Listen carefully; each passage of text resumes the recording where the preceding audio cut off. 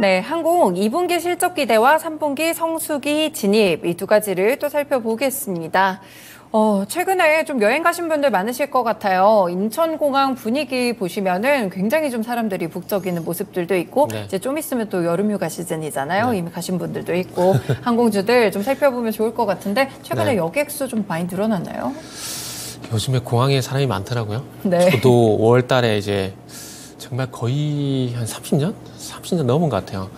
30년 만에 가족들이랑 여행을 제주 갔었는데 네. 공항에 사람이 근데 여담이지만 제도 물가 너무 비싼 것 같아요. 3일 동안 돈 너무 많이 써가지고 네. 참 국내 여행은 큰 결심 해야 될 것 같아요. 제도 갔을 때 가려면은 뭐 우스갯소리였고요. 네. 그러니까 이런 얘기를 하는 것 자체가 그만큼 이제 저 같은 사람도 이제 제도 갈 정도면은 그러니까 비행기를 거의 15년, 17년 만에 탔거든요. 그러니까 저 같은 사람이 이게 비행기 탈 정도면은, 그러니까 그만큼 이제 국내든 국외든 네. 나간 사람이 그만큼 많다라는 거겠죠. 그러다 보니까 이제 여행사라든지 항공사 같은 경우는 상당히 기분 좋은 일일 수밖에 없을 것 같습니다. 일단은 이제 작년에 해외 여행객 수가 또 수치가 정확히 안 나요. 660원인지 650원인지 이게 또 헷갈리는데. 네. 하여튼 655라고 할게요. 650만 명 정도 되는데 1분기에만 497만 명이 나갔대요. 엄청 갔네요. 그리고 이제 일본 쪽 같은 경우는 6월 달도 이제 예약률이 90%가 넘어간다 그러거든요. 그러면 2분기만 하더라도 아마 1,000만 명이 넘었을 가능성이 상당히 높다라고 봐야 될 것 네. 같아요. 그렇게 본다면 이제 하반기 되겠죠? 이제 3분기 넘어가게 되면 이제 여름 휴가가 다가오게 되는데 그러면은 이제 더 많은 사람들이 또 나가게 될 거기 때문에 뭐 한국관광공사에서 올해 이제 해외 관광 목표를 2천만 명 정도 잡았는데 네. 뭐 2천만 명 목표 달성 충분히 가능하지 않을까 뭐 이렇게 좀 봐야 될 것 같아요. 그리고 이제 5월달 인천공항 수송 통계 같은 경우에도 2020년도 1월달 이후에 최대치라고 합니다. 네. 2020년 3월달에 아시겠지만 코로나가 발생됐었거든요. 그쵸. 그래서 그런 부분들을 감안해 보게 된다면은 상당히 많이 큰 폭의 증가라 좀 볼 수 있을 것 같아요. 근데 화면에 지금 표가 나오고 있는데 이게 FSC는 대형 항공사라고 보시면 될 것 같아요. 그리고 LCC 같은 경우는 우리가 알다시피 저가항공이라고 보시면 되는데 이게 2019년 5월달 그리고 2023년 5월달을 비교를 한 건데 대한항공하고 아시아나항공 같은 경우는 도리어 마이너스예요. 2019년 그렇네요. 5월달 대비해서 아직까지 27% 각각 부족하다고 보시면 되는데 그와 반대로 LCC 같은 경우는 제주항공도 그렇고 진해도 그렇고 에어부산도 그렇고 뭐 이미 2019년 5월달 그러니까 코로나 이전 수준으로 거의 완전히 회복이 됐다라고 보시면 될 것 같아요. 에어서울 같은 경우는 뭐 80% 증가를 하게 되면서 2019년 5월달보다는 더 좋은 그런 상황들을 이제 만들어 가고 있다고 보시면 될 것 같아요. 그리고 이제 뭐 TA 항공 같은 경우 31%가 증가를 했고요. 그래서 뭐 LCC 같은 경우 상당히 뭐 올해 들어와서 정말 기분 좋은 한 해를 좀 출발을 그만큼 하고 있다라고 보시면 좋을 것 같습니다. 그래서 아무래도 이런 지금 화면에 보신 바와 같이 5월달 뭐 국적항공사 여객수 비교를 해보게 되면은 아무래도 대형 항공사보다는 저가 항공사 쪽으로 많이 좀 개선된 모습들이 있기 때문에 물론 뭐 대한항공 같은 경우도 실적 기대감이 있긴 하지만 네. 그럼에도 불구하고 대형 항공사들보다는 저가 항공사 쪽으로 뭐 실적을 보고 접근하게 된다면은 좀 더 나은 그런 상황이다라고 좀 볼 수 있을 것 같아요.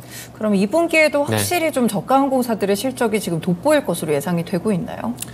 그렇게 볼 수밖에 없을 것 같아요. 지금 보여드린 표가 뭐 말을 해주고 있잖아요. 네. 대형 항공사보다는 저가 항공사 쪽으로 어쨌든 여객수가 많이 회복이 된 상황들이기 때문에 뭐 저가 항공사를 보는 게 맞다고 봐져요. 그리고 뭐 저가 항공사라 그런 건 아니지만 좀 가볍잖아요. 그럼 그쵸. 주가 좀 탄력적으로 이제 튈 가능성이 높기 때문에 대형 항공사보다는 또 이제 저가 항공사 쪽으로 보는 게 좋을 것 같아요. 그래서 그 LCC들 이제 2분기 영업이익 추이를 한번 참고를 해보게 되자면은 네. 진에어 같은 경우에 이제 231억 정도 예상이 됐었거든요. 네. 그런데 지금 예상치가 사행 조정이 됐어요. 231억에서 321억으로 사행 조정이 됐거든요. 지금 이제 항공사들 실적 가이던스 리포트가 나온 게 대한항공하고 이제 진에어밖에 안 나왔어요. 네네. 근데 진에어가 지금 화면 보시면 같이 231억에서 지금 321억으로 사행 조정이 됐거든요. 그러면 에어부산도 그렇고 티웨이 항공도 그렇고 제주항공도 그렇고 또 사행 조정이 될 가능성이 상당히 높다라는 그렇네요. 거죠. 그렇게 본다면은 또 2분기 어닝 서프라이즈가 좀 기대가 되는 상황이다라고 좀 보시면 좋을 것 같아요. 대한항공 같은 게 참고 삼아서 말씀을 드리면은 대한항공이 지금 2분기 예상 영업이 5,518억 원이거든요. 근데 전년 동기 대비해서 마이너스 25%예요. 네, 감소했네요, 오히려. 네. 근데 그럼에도 불구하고 최근 주가가 괜찮거든요. 이게 기존 가이던스가 4,020억이에요. 그래서 네. 기존 예상치 대비해서 한 1,500억 정도 더 늘어나다 보니까 전년 동기 대비해서는 좀 안 좋지만은 기존 가이던스 대비해서 또 높였기 때문에 주가가 그렇게 반응을 하는 것 같고요. 네. 여기서 우리가 좀 착안할 수 있는 것들이 참 이럴 때 보면 시장이 참 보고 싶은 건 보는구나. 이게 뭐 다른 거 그러니까 무슨 얘기냐면은 전년 대비해서 4분의 1이 줄어들었지만은 그럼에도 불구하고 예상치 대비 올라왔던 부분 때문에 뭐 실적에서 긍정적인 평가를 하고 있는데 그래서 참 보고 싶은 거 보는구나. 그렇기 때문에 주식시장이 쉽지 않구나. 라는 말씀 드리고 싶어요. 그래서 제가 또 이런 얘기 드리면은 이제 아마 욕을 먹을 수도 있는데 꼭 여자친구 같아요. 여자친구도 가끔씩 자기 하고 싶은 대로 하잖아요. 예측을 할 수가 없잖아요. 뭐 저는 여자친구 없습니다. 없는데 아무튼 그렇다는 얘기 드리는 거고 그래서 어쨌든 뭐 시장이 보고 싶으면 보는 겁니다. 그래서 항공사들 실적이 좀 좋게 나오고 있는 상황들이고요. 그리고 지금 이제 화면에 나오고 있는 부분이 올해 예상 영업이익인데 네. 지금 여기 보시면은 3개월 전 대비해가지고 6월 16일 전망치를 보게 되면은 상당히 많이 상향 조정이 되고 올랐네요. 있습니다. 네, 다 올랐죠. 네. 그런데 최근에 이제 진에어 같은 경우도 2분기 영업이익이 상향 조정이 됐던 것처럼 앞으로 또 이제 연간 영업이익은 좀 더 상향 조정이 될 가능성이 높다라는 거죠. 그렇다 보면은 이제 진에어가 2분기 실적 예상치가 나왔기 때문에 짚어보게 된다라면은 올해 이제 1,123억 정도 예상을 했었지만은 이게 6월 16일까지 보게 되면 1,500억으로 상향 조정이 됐거든요. 네. 그러면 이제 앞으로도 실적 예상치 상향 조정되는 것들이 또 반응을 하게 된다라면은 1,500억에서 또 상향 조정될 가능성이 상당히 높다라는 거죠. 그렇게 본다라면은 소위 말하는 테마주처럼 급등은 나올 수도 있겠지만 뭐 작년 하반기부터 올해 1월달 보게 되면은 LCC 어떤 주가를 보게 되면 그 상당히 좀 가파른 상승 나왔어요.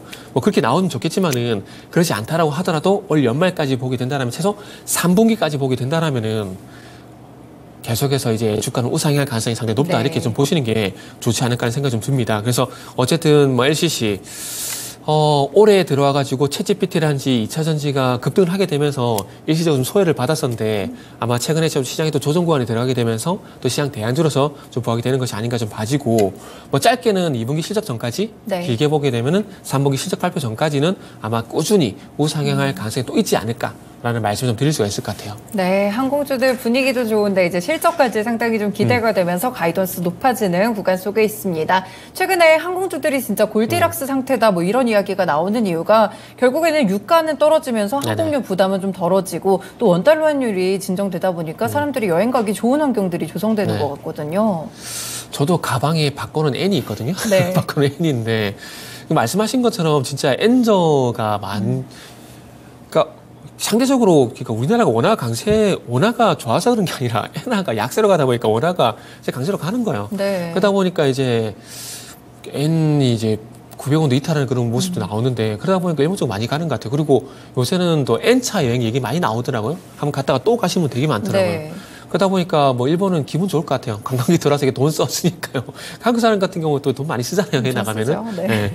그러니까 상당히 기분 좋을 것 같아요. 그러다 보니까 일본은 좋고 우리나라 같은 경우는 이게 아닌데? 라는 생각이 좀 들 수가 있는 상황인데 어쨌든 이런 환율적인 부분들이 저는 개인적으로 계속해서 이제 우하향 네. 할 가능성이 높다라고 봐집니다. 요거는 이제 많은 분들이 예상하시겠지만은 일단 국내적인 요인보다는 국외적인 요인 이게 아무래도 연준 얘기를 안 할 수가 없거든요. 저는 개인적으로 이제 연준에서 전 연말까지 계속 금리 동결을 간다라고 봅니다. 그런데 금리 인상에 대한 여지를 계속 남길 수밖에 없는 것들이 네. 시장이 자꾸 김치국을 마시잖아요.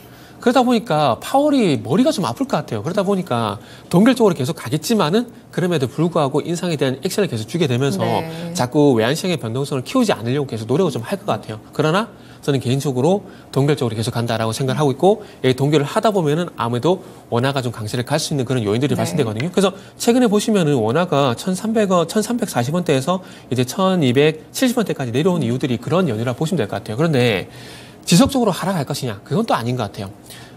이제 국외적인 요인, 연준 이슈. 요거는 어쨌든 이제 원화에 좀 우호적으로 작용될 수 있는 부분들이 있다 보니까, 강세적으로 하게 되는데, 여기서 조금 추가적으로 하락을 하려면은 뭐가 또 받쳐져야 되냐면은, 이제 수출입 동향, 무역 수지, 네. 이게 또 흑자로 전환돼야 되지 않겠습니까? 그러다 보니까 아직까지는 어쨌든 무역 수지 동향이 좋지 않은 상황들이기 때문에 아마 가파른 뭐 1,200원을 이탈하는 단기에 1,200원을 이탈하는 그런 흐름들은 안 나올 가능성이 높고 네. 아마 저는 개인적으로 연말 섣부르게 좀 예측을 하는 건 조금 무리가 있긴 하지만 그럼에도 불구하고 지금의 어떤 무역 수지 동향이 더 개선되지 않게 된다라면은 저는 개인적으로 1,250원대가 1,250원대 전후로 아마 완만한 우하향 네. 이런 흐름들이 나오지 않을까 생각이 좀 들고요. 참 환율 같은 경우는 정말 1,000원이 따랐다고 생각이 드는데 요건 잠시 후 말씀드릴게요. 네. 다음은 유가 좀 말씀드릴 건데 자, 유가 같은 경우에도 상당히 긍정적으로 볼 수밖에 없는 것들이 결론은 하나입니다. 사우디와 러시아가 이제 사이가 틀어졌다라는 것들. 네. 요게 이제 환율이 죄송합니다. 유가가 하락할 수밖에 없는 요인들인데 자, 2020년도 4월달 같은 경우 유가가 마이너스에 갔어요. 마이너스에 갔는데 제가 그때 정확하게 기억을 하는데 제가 부산 가려고 만남의 광장에서 기름을 넣었거든요. 네. 저는 디젤인데 그때 당시에 디젤이 990원이었어요. 5만 원치였는데 기름이 거의 만땅 차더라고요. 만땅 해야 되나요? 풀로 차더라고요. 싼데 그만큼 유가가 상당히 쌌었어요. 마이너스 가다 보니까. 근데 제가 이 얘기를 왜 하냐면 그때 당시에 마이너스 갔던 것들이 러시아하고 사우디가 서로 이제 소위 말하는 단합을 한 거죠. 네. 그러면서 증산을 하게 되면서 유가를 끌어내렸어요. 결국 타겟은 미국 셰일가스 업체들입니다. 셰일가스 업체들을 이제 공격하기 위해서 증산했었고 그러면서 마이너스 유가가 갔거든요. 그러면서 미국의 셰일 기업들이 많이 파산했어요. 네. 그런데 바이든이 미국 셰일 기업들을 도와주지 않았어요. 그래가지고 최근에 유가 오를 때 그 엑소모빌 같은 이런 정유업체도 그렇고 셰일가스 업체도 협조 안 한 것들이 그때 그 사연 때문에 그렇군요. 협조를 안 했었던 거예요. 그리고 나서 파산을 하다 보니까 이제 유가를 사우디하고 러시아가 자주할 수 있는 거예요. 그때부터 어떻게 하냐면 기름값을 올려버린 거예요. 그러면서 유가가 100달러까지 올라오게 된 거죠. 그리고 네. 나서 100달러에서 130달러까지는 우크라이나 전쟁 때문에 그렇게 된 부분이 있고요. 그래서 그분은 무시를 하고 이제 100달러에서 80달러까지는 이제 러시아와 이제 사우디가 유가를 올리기 때문에 그 현상이 나는데 이제 러시아는 증산을 하려고 하고 있고요. 사우디는 감산을 해야 된다. 왜냐하면 유가가 하락할 가능성이 높기 때문에. 네. 이제 서로 의견이 달라지고 있기 때문에 서로 이렇게 약간 이제 틈이 벌어지게 되는 거죠. 그러다 보니까 이렇게 틈이 좀 벌어지다 보니까 아무래도 유가가 이제 올라갈 이유가 없게 되는 거죠. 그러다 보니까 유가도 완만하게 하락을 하는 겁니다. 왜? 사우디하고 러시아가 사이가 틀었어요. 한쪽은 감산하고 한쪽은 증산하기 때문에 유가가 가파르게 떨어질 수는 없거든요.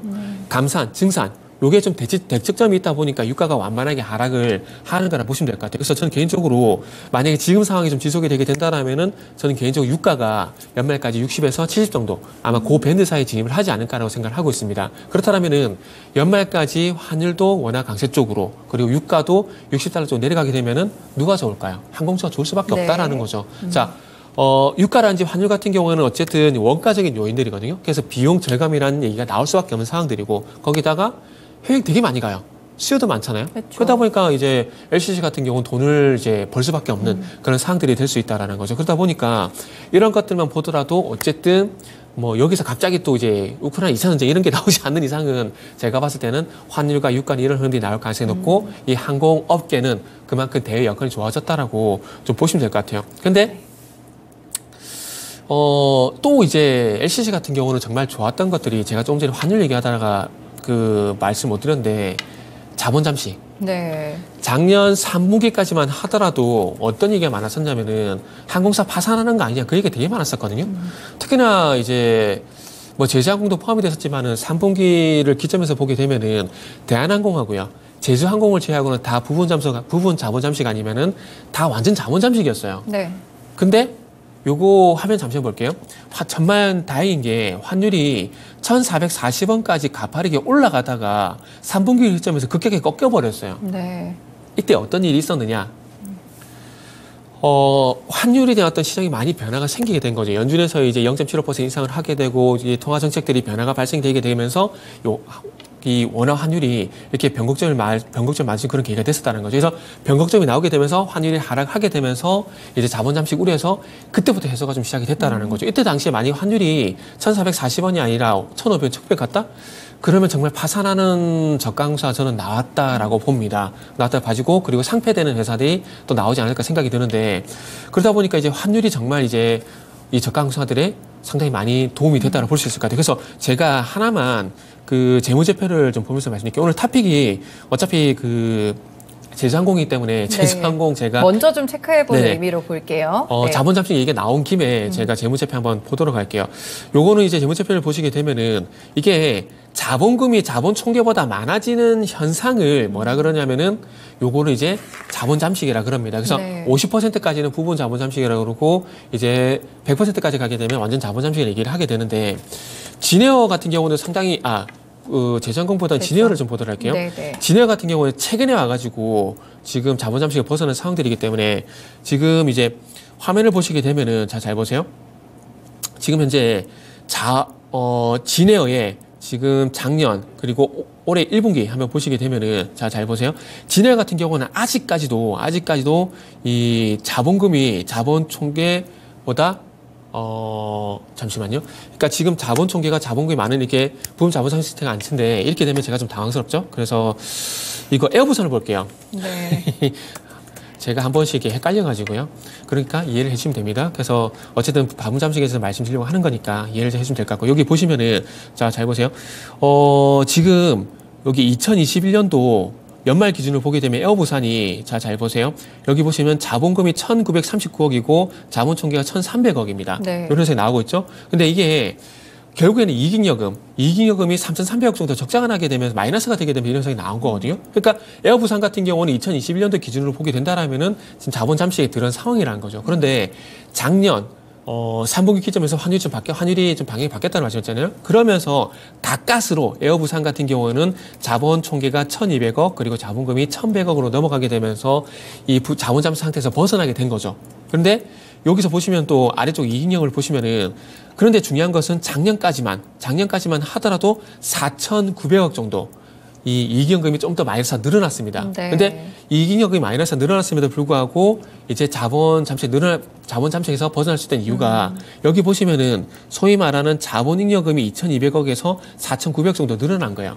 요건 아마 제가 봤을 때 유무상증자를 했기 때문에 아마 이런 현상이 나오지 않을까 생각이 되거든요. 보통 이 유상증자를 하게 되면은, 유상증자나 무상증자를 하게 되면은 이 자본잉여금이 늘어나게 돼 있어요. 그리고 이익잉여금이 줄어들게 되고요. 그래서 아마 그러니까 수익성이 좋아졌다라기보다는 이런 증자를 통해서 벗어났고, 근데 올해 1분기 같은 경우에는 지금 보시면은 이 자본 총계가 1,400억이고 그리고 자본금이 1,116억이거든요. 네. 근데 아래쪽을 보시면은 이익잉여금이 마이너스 4,900억에서 마이너스 3,400억으로 마이너스 줄어들었어요. 이거는 순이익이 늘어났다는 거죠. 그래서 그런 것들 때문에 이제 뭐 대표적으로 에어부산을 좀 말씀드렸는데, 그러다 보니까 LGC 같은 경우는 이렇게 자본 건전성도 일단 좋아지는 현상이 나타났다라는 거죠. 네, 그렇군요. 그래서 자본 잠식 우려에서 벗어나게 되면서 제주항공 또 토픽으로 주셨습니다. 저희가 다른 종목들도 들어보고 싶은데 오늘 저희가 항공주들 이야기 워낙 좋은 환경이 좀 형성이 되다 보니까 이슈가 좀 많아가지고 여기까지만 좀 말씀드리도록 하겠습니다. 네, 토픽은 그럼 제주항공으로 제시를 주셨습니다. 팀장님 오늘 말씀 고맙습니다. 네, 감사합니다.